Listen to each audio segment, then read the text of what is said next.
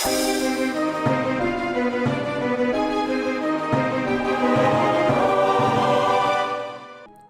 everybody, it's vanburman here and welcome to the first game review of 2019. It is also coming from the first impressions of 2019, and it is of course Slay the Spire, as you can probably tell, and hence the reason you almost certainly clicked on this video. It won't be for me, I guarantee that. But no, I've been really impressed with Slay the Spire. It's had great critical acclaim and, you know, from the users as well, and for good reason. I feel like what it does really well. And now I've remembered the name of the game from last time. Rogue Legacy is the game I'm going to compare it to later on, and I'm going to say why it's better.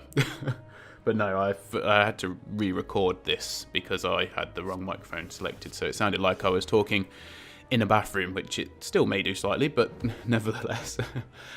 So I've played Slay the Spire now for a good while. I've put quite a few hours into it and done a fair few runs, and I've been massively impressed by everything I've played. And I don't know, it was one of those games I was skeptical to go into it and to play it, and obviously the pricing is quite high for the aesthetics of it, on the face of it, you might think, but I gotta say, it's one of the best games I've played for a while, and that's because I feel like I've not played that many games that many great games within the last 9 months or so. But no, this is a great way to kick off 2019.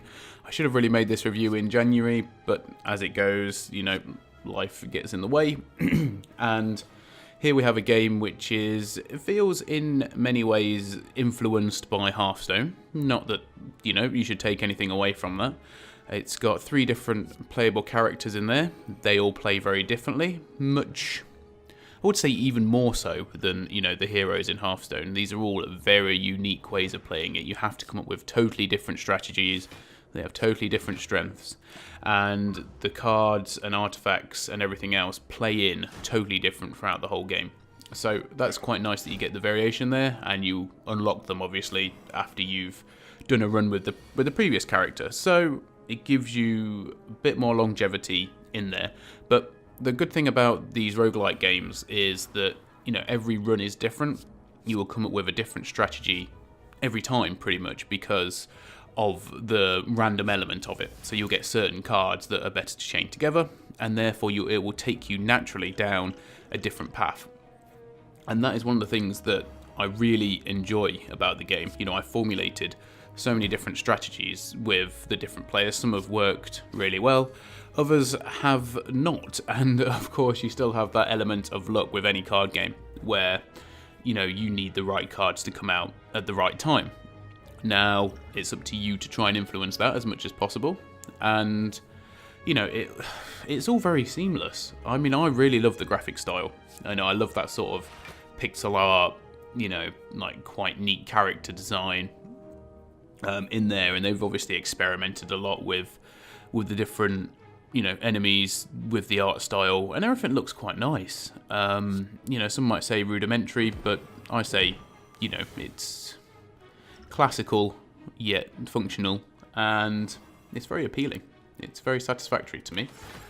And I was just looking at the Metacritic score because I was wondering, you know, how this might fare in terms of in that world, and it has actually got a 92, and I'm actually really surprised because I didn't think people would go out on a limb for it on, you know, that high, considering the issues it's had being in early access for so long.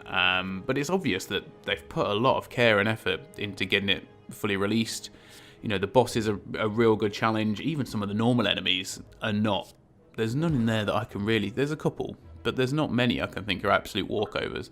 All depends on how your strategy is built up. Some are good against one set of enemies, and another is, you know, and you sort of build it from there. But no, I mean, for me, I can easily see this being on the top 5 games of 2019 already.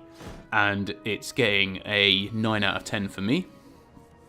From me, even. I don't think there's a huge amount much more they could do to boost it up further. Probably some of the polishing is perhaps not quite there, and I would like to see, you know, a few more maybe modes added in, but I feel like the stuff that they've tried to do and tried to get it interactive and tried to get it, a bit more multiplayer with daily challenges and with the modifiers, feel like they've done a really good job of it. And by the sounds of it, they've listened to the community as well, and the community's wanting to be there to give them that input.